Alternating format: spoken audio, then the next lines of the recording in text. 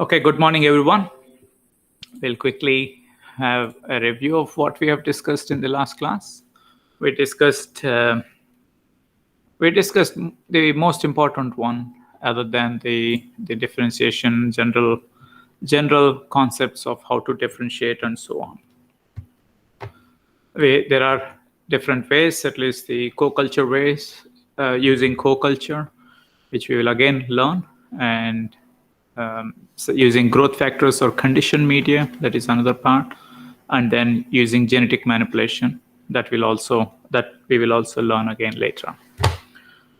We've also discussed some of the problems associated with using embryonic stem cells and so on, whether to use undifferentiated cells or whether to use terminally differentiated cells or progenitor cells, etc. The most important topic we discussed was about morality, ethical, and what is ethical, what is unethical. These are subjective things which we cannot discuss, which we cannot determine what is right and wrong. But there is something that we have to do, that is proof of principle, to show that it is possible to do, so that we can do it. And the other one is not to override what we should be doing and what we should not be doing. Say, if you can use nuclear power, you can use it to generate electricity. You can also use it to bomb some other country. So developing the technology is not a wrong thing. It is an important thing. But how and what for we use it is the intent, right? For everything we will have content is like the concept or the technology that is developed. The second one is intent, right? Intent is what are you trying to do with that? So while developing the content is important, having the right intent to do it is also important. And there should be strict regulations of what can be done and what should be done at this time point and what should not be done. So there should always be a third party who might have a say, who may want to regulate what is happening or not. There is also one another thing. One might have tried it with good technology and good intent, but if it then falls into the wrong hands, right, then there is a risk, huge risk of what may happen. So that is where the regulatory bodies are come into play, and they have an important role, and it sometimes is frustrating to the scientists. But we need that. One problem with regulatory bodies, is that why are they doing it? What for are they doing it? Or on what basis? These regulatory bodies should be or are usually dependent, or they base their ethics based on, say, morality. And what is the basis for this morality? In some cases, people use religion as a morality, and in some cases, you just don't need anything. You can determine on humane grounds or humanity, right? And if we see those based on those things, sometimes there is a conflict between religion and science, and it is difficult matter. It becomes a social issue then. So while developing content is important, there is no question about it. Having the right intent is important, and regulation is very important. And there are problems with everywhere, right? So like what basis is the morality or regulatory elements? What are they depending on? And intent, who is developing, why are they developing, what are all their purposes that they would want to use it for? And sometimes it is also possible that the scientists or any person doing the experiment might sincerely believe that it will work, and sometimes they might have been wrong. right? And then the people or somebody might get affected. And that is one of the problems also. So we need to think about many things before we come to judgment about what is right and wrong. So that is about it. We discussed, I want you to, yes, this is the slide I want you to look at. You should read the paper, the chapter that is there, and try to determine. You can also try to check other types of, on the internet also, types of media, culture media that are used in generally and also for embryonic stem cells. And the composition, when you learn of the culture media, you should know the composition, and you may have amino acids or proteins and other things, and you should know why those are there. Okay? And in growth conditions is something like you would grow them with 5% carbon dioxide and other things. You should try to know these. It is within reach. There are a lot of resources. It's kind of self-study that you should know what the rationales behind these concepts. Okay. So in today's class, we are going to start a new lesson, and that is the lesson on uniparental stem cells. Okay, so it is production of uniparental embryonic stem cell lines. It is there are two parts to it, where we will discuss a lot of biology about it, and then about the methods that are there. Again, in the methods, we will discuss the general principles of it, and there might be a few technical points that you might want to learn. Okay, so first thing is we will just have an introduction to some of the concepts that we are going to discuss today or in this lesson. We as an individual, we have two sets of genes, right? We are diploid.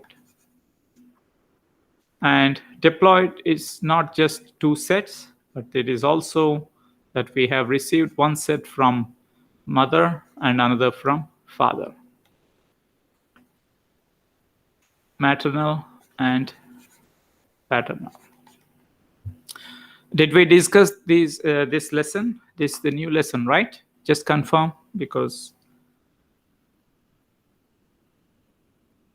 is somebody?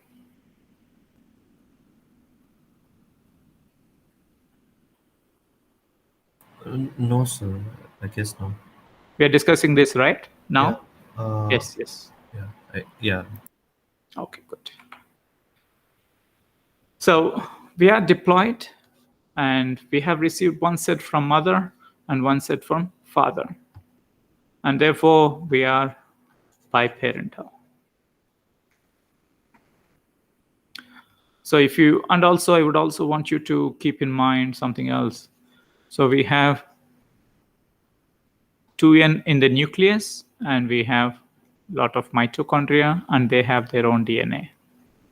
And this DNA is inherited from the mother, cytoplasmic inheritance. So this is what is biparental, and I'm trying to explain what is meant by uniparental. This chapter could get little bit confusing at times, and that is where we should try to understand. This is an important lesson for general understanding of epigenetics or genomic imprinting and other things as well. The research on uniparental stem cells has been pivotal in trying to find out about genomic imprinting and other stuff. So what is meant by uniparental? They are also diploid, like in the case of biparental ones. The point is, both the sets may have come from only the female, or both may have come from only male. That is, both sets are come from only one sex, or one parent, or one type of parent. right? It's the same as saying as sex. What I meant is, if there is a mother, this is 2n. I will try to see. This is diploid cell, and the one set has come from the mother, and the second set also has come from the same female. Okay, same female. Then it is from the same mother, same sex, right? It is this person is same, and it is maternal set of the genes. There could be another situation where one sperm or one N has come from one sperm, and another has come from another one, and that is paternal. It is not the same individual. You can do it as the same individual, or you can do it as take this sperm from different individuals and mix them up to make paternal like this. These are arising from same type of parent. The parent has same sex, and those are all referred to as uniparental.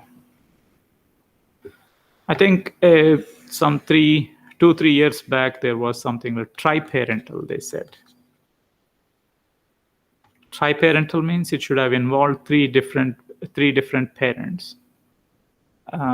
It's not about sex necessarily. So it is like one N has come from paternal, another one has come from maternal.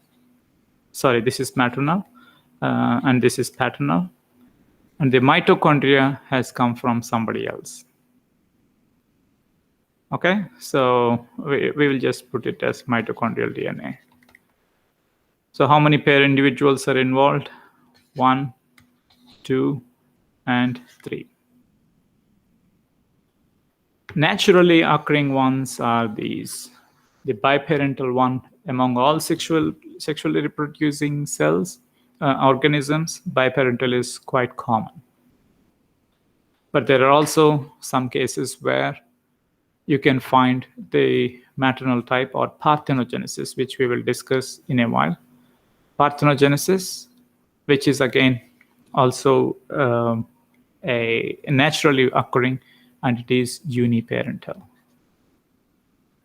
The rest of uniparental and the triparental ones are all artificially constructed ones because there was a need for it, or because they want to do some research on it. In this case, for example, the triparental one, if you see, we discussed about the nuclear and mitochondrial genetic disharmony. That is, or it could be that there are a lot of mutations in the mitochondria, and the mother is the one who usually supplies the mitochondria, right, as a part of the egg. But if that individual had some mitochondrial mutations can cause a lot of diseases, especially those related to heart and so on. So if the female wants to have her own children, biological children, but then doesn't want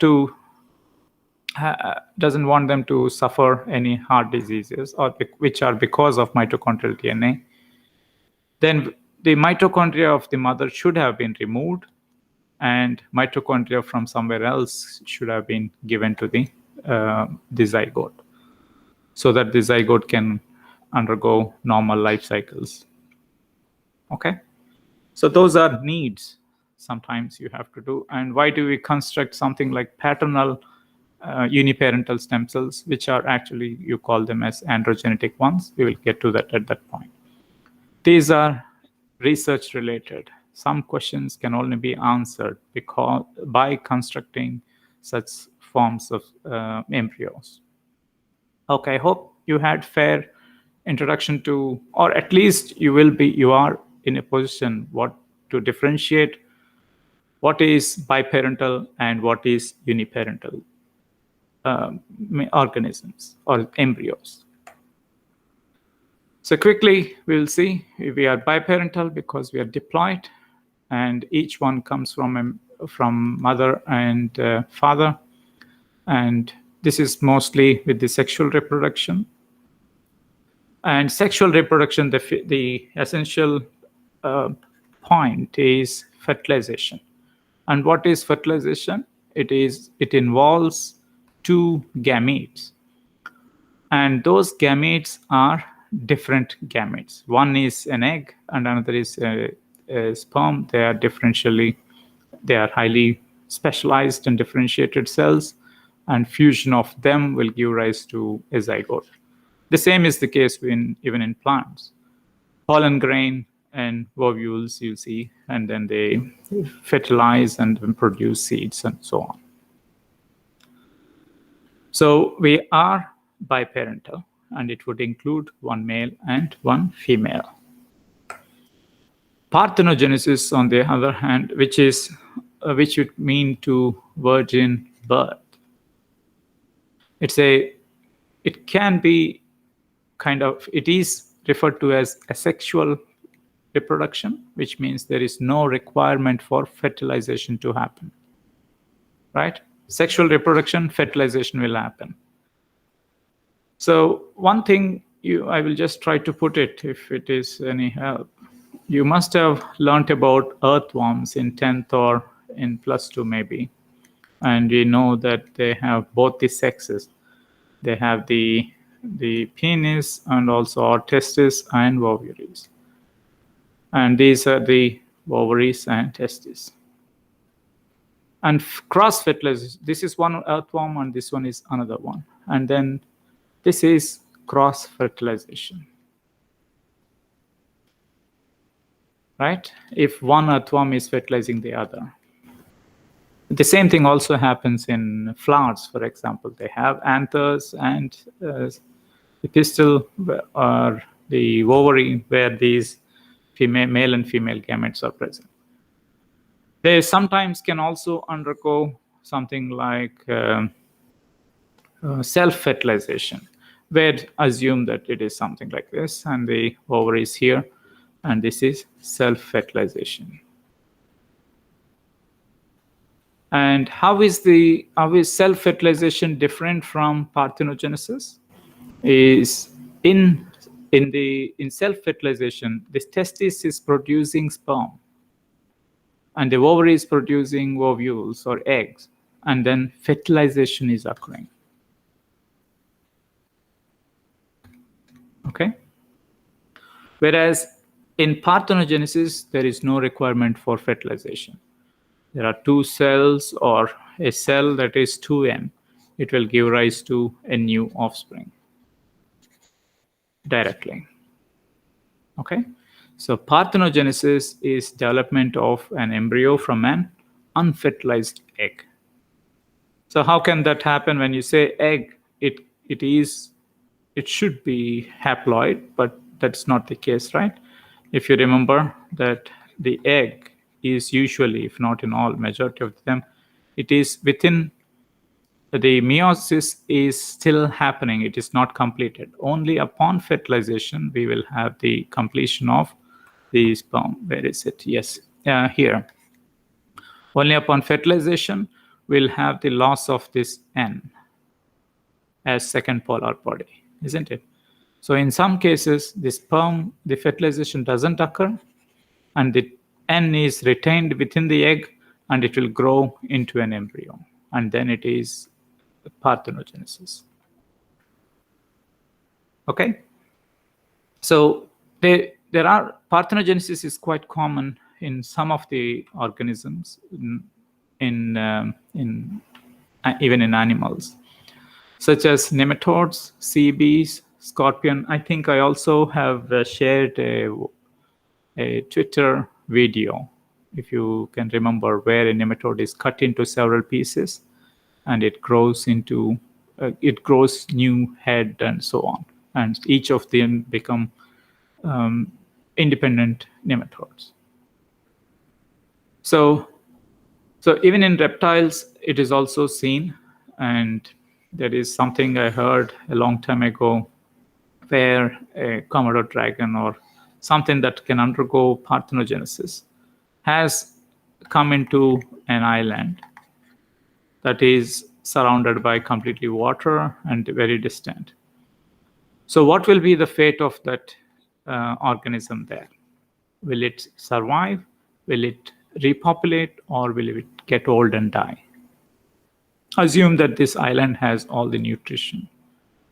And in that case, if a male comes in here, a male can do nothing and it will die out very soon. Whereas the female, if it is a female, okay, if it is a female, then the female can undergo parthenogenesis and give birth to other individuals.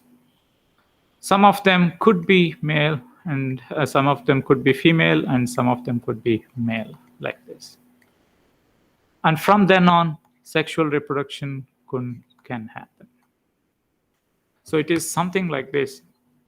By default, every organism is inside, or the default sex of in every species is female, and then addition or an add-on is a male. Male by itself cannot do all the functions a female can, but a female can maybe do the functions. You can also see whether male is important or female is important for the flourishment of the species. I'll put like this. I give you, there is one female and 100 males. What will be the rate of population increase in some time? Think of it the other way. There are 100 females and one male.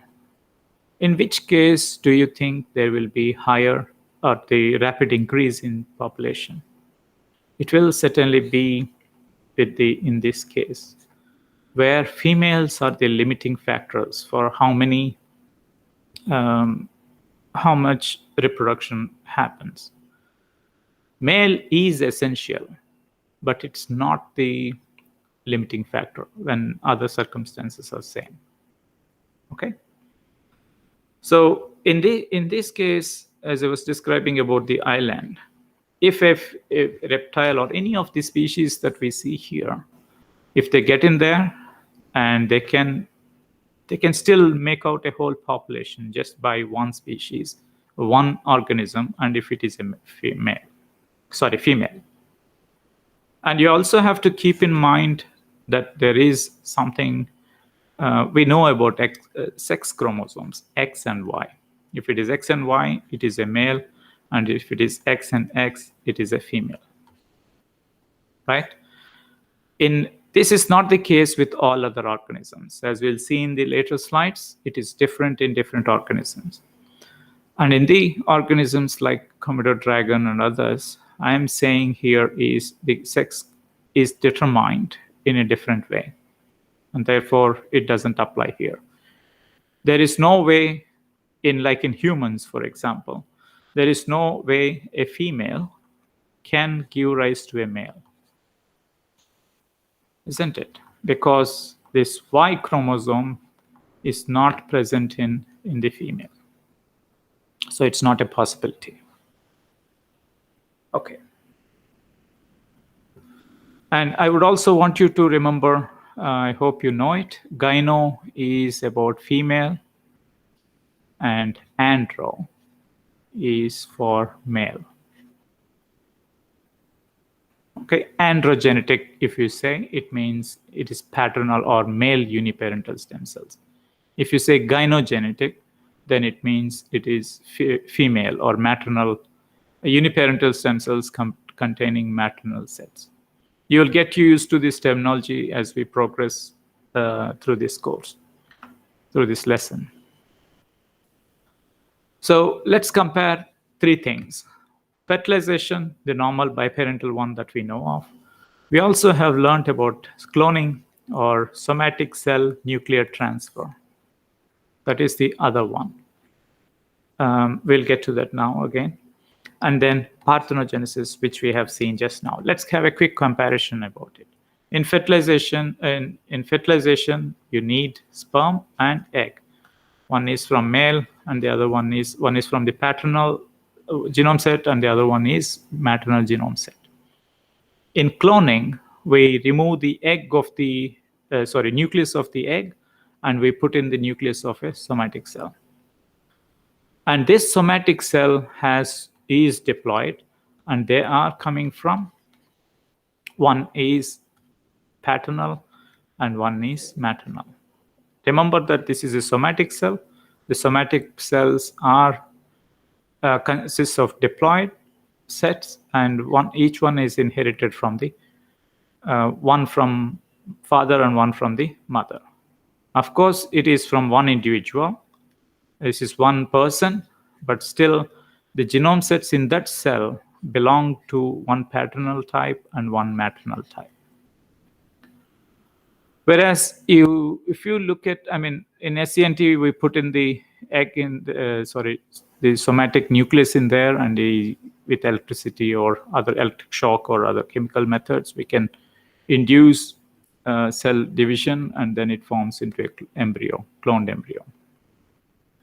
In parthenogenesis, the polar body, the second polar body, which would have come out, if we prevent it from coming out or excluding the polar body, so this is, the nucleus is one, or the female pronucleus, and the polar body is another N, right? If we prevent the exclusion of the polar body, then the total content of the cell is 2N, diploid. And then you give these electric shock and try to coerce the egg into division. And then it has two sets, 2N, and it starts dividing, and that is parthenogenic. In this case, the egg was undergoing oogenesis, and it belongs to the germplasm. And the genes, the genome sets, both of them belong to the egg, and both of them are maternal type. Compare it with the SCNT or cloning one. There we are taking it from somatoplasm. In somatoplasm, you have one set is inherited from female, and another set, male, and another set from the female. You will understand gradually the differences between them. You can just be patient, or we will try to discuss it later. Because when we are an individual, the whole body that we made, the somatoplasm, are the products of germplasm of our parents.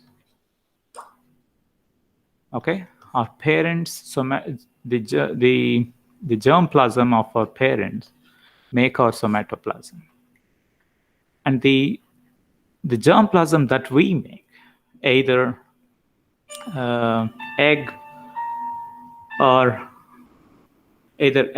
or sperm, okay, is what truly is ours. This is happening within our body, and that is the only thing that is us. The rest of the things are not us. The somatoplasm is the product of our parents. Our part is, our gametes are truly our parts. We'll discuss these concepts again in the later classes, of course. We'll just check. So sometimes people use parthenogenesis inaccurately. They will confuse it with hermaphrodite. Hermaphrodite means an organism that has both the sexes. We also know about transgender. We use these, we see these terms in the news or other things. Transgenders, eunuchs, right? We use very derogatory ways. Sometimes they attract a lot of social criticism. People tend to look down on them, and so on. So there are many more things. And why I'm bringing this up is everybody deserves respect, and we shall not look down on anybody. Okay, it is an empathic approach towards every individual in the society. They have their own set of problems about acceptance, finding a job, leading a normal life, and many other social issues. So we can at least treat them normal and treat them with dignity and respect, or at least not ridicule them or use the words as to ridicule somebody else. Okay, so hermaphrodite organisms, like I was discussing about the earthworms, they have both the sexes and therefore they are hermaphroditic. So sometimes say self-fertilization is there. In self-fertilization, the same individual is producing both the gametes. In one testis, they're producing the sperm, and in ovaries, they're producing the egg. And if fertilization is occurring, okay, and then they are getting they form new eggs, and then they produce. Parthenogenesis is also very similar, right? One individual egg, and then they give rise to an individual. People sometimes forget that in the hermaphrodite organisms, there is a process of fertilization. There are two different gonads. That is, male and female gonads are present. Fertilization is also there. Whereas in parthenogenesis, there is only one type of gonad, and there is no fertilization. I will try to upload a video that is from the Royal Institution. It is about Professor Monk.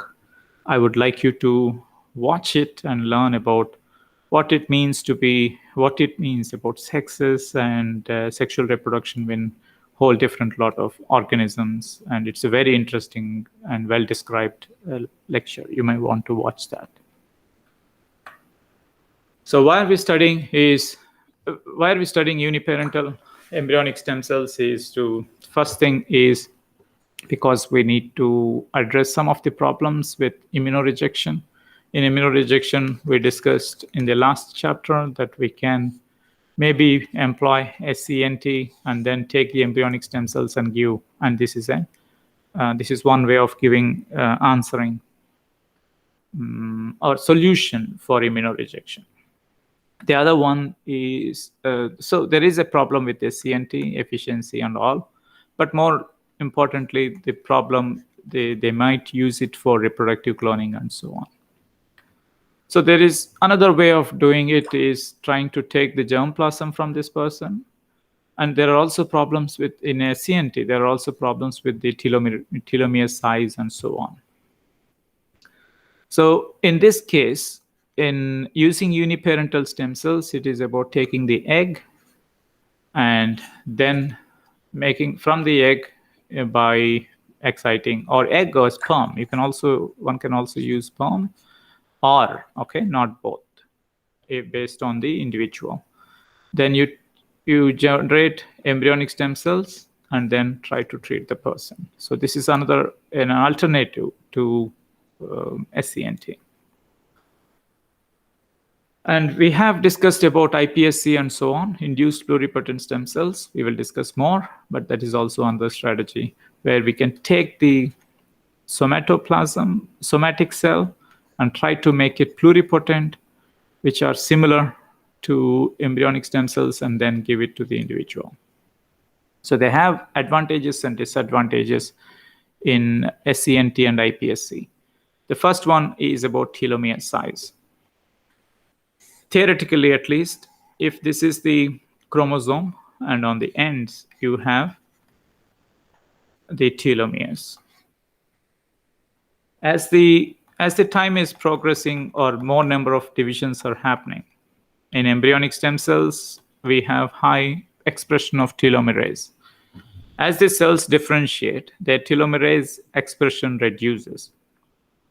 As a result, with each passing time, the chromosome size or telomere size reduces, because of the end replication problem. And eventually, at one point, the chromosome also will start becoming smaller, and then the cell dies. The cell cannot undergo any more reproduction. Both in SCNT and induced pluripotent stem cells, we are taking somatic cells.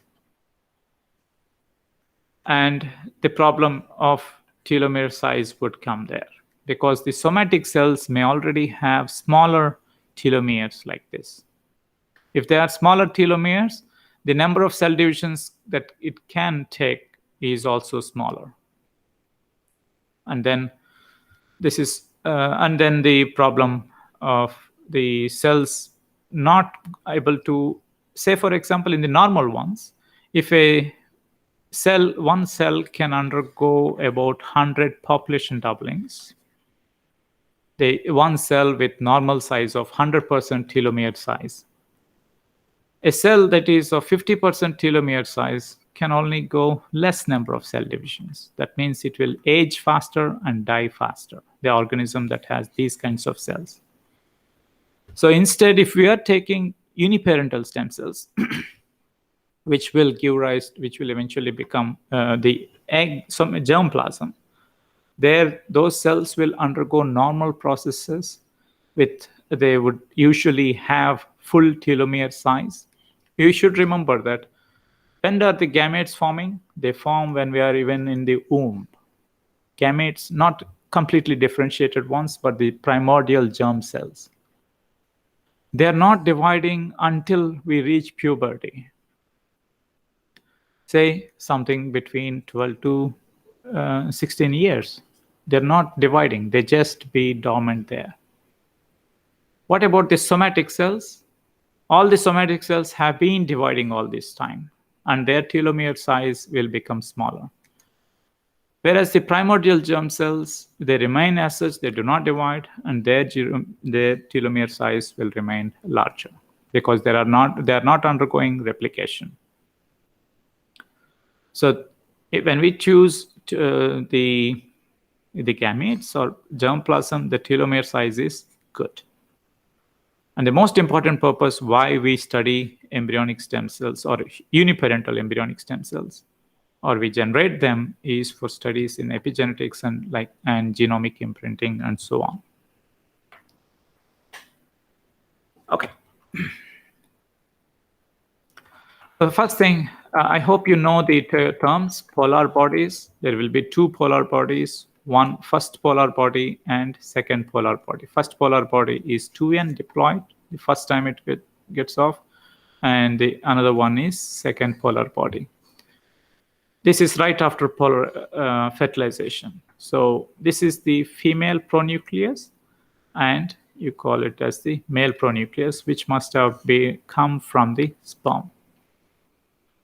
And then these two male pronucleuses, the DNA is organized around protamines and so on, and female pronucleus is finishing up its meiosis. And once they form, they reorganize, and then they fuse. Here, by this time, they reach this the nuclear membrane, everything goes off, and the genomes, two of them fuse, and then they start becoming one nucleus and so on. Until then, from the time of fertilization to the formation of the one nucleus, fused nucleus, they are referred to as pronuclei. They will call it as female pronuclei or male pronuclei. Nucleus, sorry. Singular is nucleus and nuclei is plural.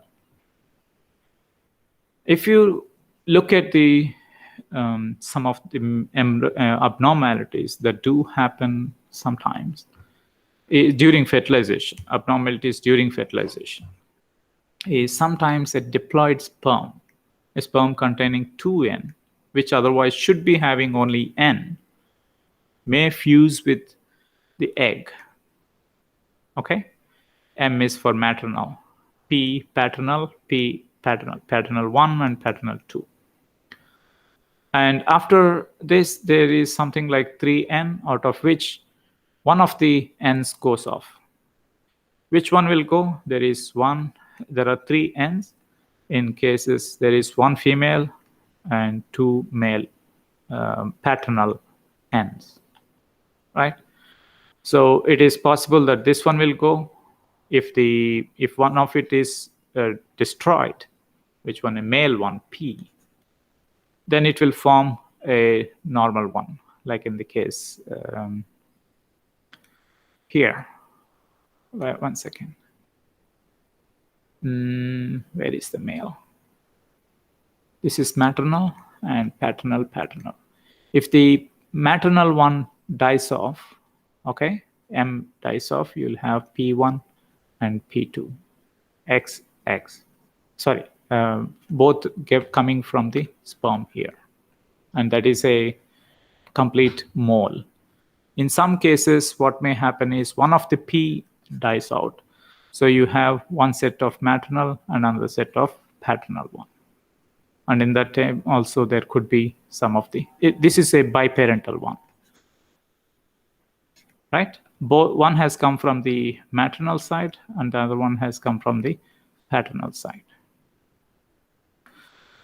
So there are similarly many other in some cases there are dispermy. That means one egg is fertilized by 2 sperms, and the same thing has resulted in, as in this case. You have one set from maternal and you have 2 sets from paternal. And again, the consequences will be the same as what we have seen in the first one. And I hope you remember why avoiding or preventing polyspermy is very important, which we have studied in the first of the classes.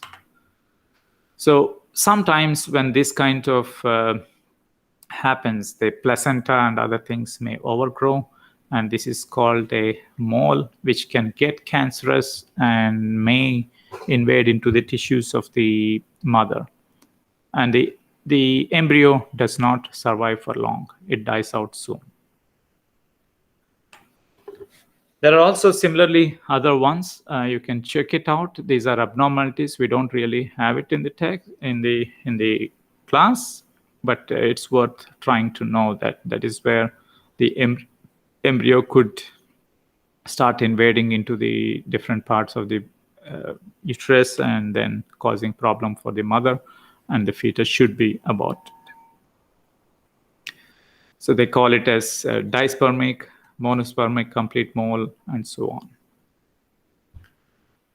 Types of uniparental embryos we will discuss. Yes, we'll just, I already introduced to you that what is gyno is maternal.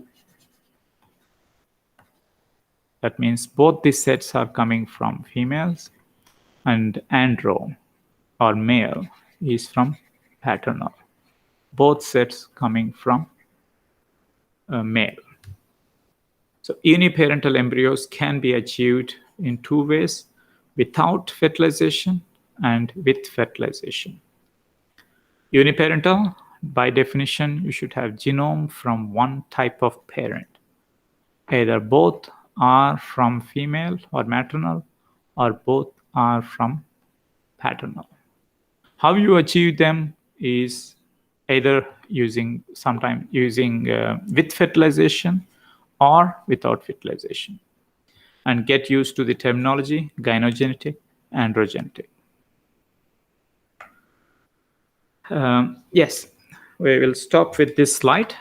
Yeah, we'll just take up these things, basic concepts, no big deal in that. Uniparental stem cells, uniparental embryos or embryoids, we call it.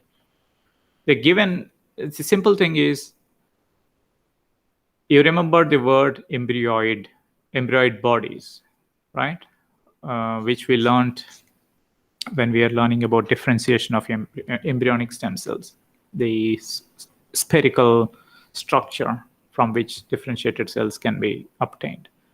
We say the difference between embryo is the one that has potential to give rise to a complete organism. Embryoid means something similar to the embryo but cannot grow to full term. All uniparental embryos so far cannot give rise to a complete organism. We will see the reasons for it in later slides, on later classes. So you call them as uniparental embryoids. They're not they're not complete embryos. So we can obtain them using fertilization in vitro, like what we can do in the Petri plate, without fertilization or with fertilization. Without fertilization, parthenogenesis is a normal concept that we know of. We take an egg and we stimulate the egg to undergo cell divisions and retain its polar body. Therefore, it will be diploid and it will start growing. In gynogenetic, there is another way of doing it. You just exchange the pronucleus. There is a technique called as PNT, pronuclear transfer. It is something like SCNT. This is NT is nuclear transfer. In SCNT, it is somatic cell nuclear transfer. In PNT, it is pronucleus transfer. Pronuclei transfer. So you can just do those and then generate gynogenetic or androgenetic one. Androgenetic, we use a technique called as Icsi, Intra Cytoplasmic Sperm Injection. And after fertilization also, we can do these kinds of things, but they're all similar. They're just ways of techniques. You can obtain any way you want. So parthenogenesis cannot happen in males. It's only a female. It only happens with females. Here is the same thing described very crudely, which I will start again in the next class. So you take the oocyte and you activate the egg cell and prevent the egg second polar body extrusion, and then we will get parthenogenic. There is no fertilization involved. The same thing you can do is take eggs and then you performed almost like the parthenogenesis, PG. Only thing is you now exchange the pronuclei of different organisms, different eggs, between different parthenogenic eggs. And they are manipulated, but they still are gynogenetic. That means both sets are female. Why do we say that? These both are coming from the female. It could be different females or the same female. Okay, that is another way of generating. So you take parthenogenic zygotes and you exchange the pronuclei. The third one is ICSI, intra-cytoplasmic sperm injection. Is a double intra-cytoplasmic sperm injection because you put in two sperms. You put in two sperms into an enucleated egg. ICSI is done normally also, where if an individual is unable to produce sperm with a proper motility or tail or with acrosomal defects to penetrate into the egg, then they do this injection. I guess I might have shown you some videos on that from YouTube.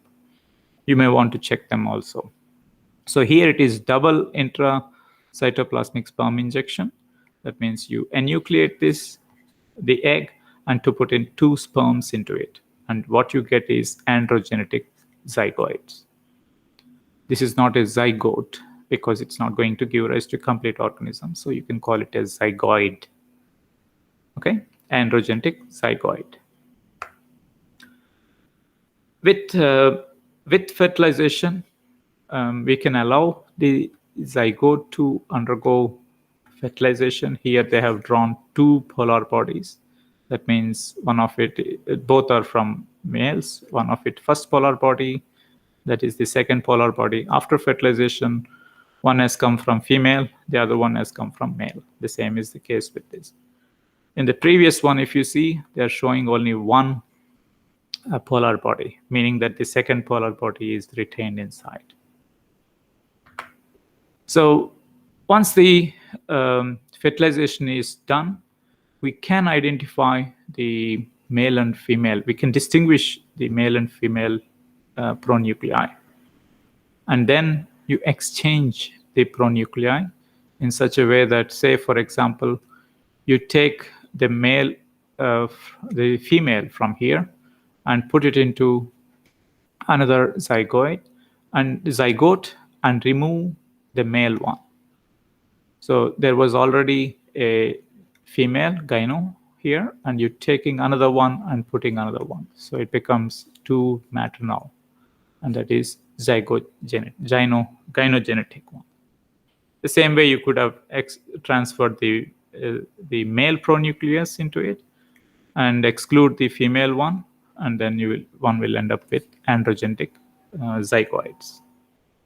Okay, these are simple things. It is about pronuclear transfer, and this is how uniparental stem cells are produced. I want a discussion on this, and we will stop here. Is the uniparental offspring identical to the parent? Yes or no? Anybody?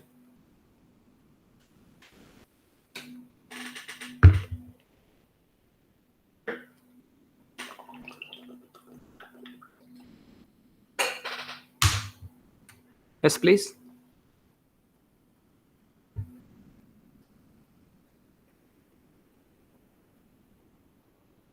Say in cloning, we take a somatic cell and we raise it to an offspring. And in this one, where we have gametogenesis, that is meiosis, and then we are trying to, say, raise an individual, assume that. So in which cases would it look identical to the person that is donating the genomes? In somatic cell, and from the somatic cell to the individual being born, there are no genetic rearrangements, right? Whereas during gametogenesis, there are genetic rearrangements. During meiosis, there is crossing over. And therefore, the individual is not identical to the donor. The donor is not giving a part of the somatoplasm, but instead giving the germplasm. From the gametes, during the gametogenesis, there is meiosis happens, because of which chromosome rearrangements do happen. Crossing over, exchange between non-sister chromatids happen, and that's why they are not identical to the parent. Okay, I'll stop here. I think you have a class. Thank you very much. Please post your questions if you have any on GCR or on WhatsApp. Sure, sir. Okay. Thank you very much. Thank you, sir. Thank you, sir. Yeah, bye-bye. Thank you, sir. Thank you, sir. Thank you, sir.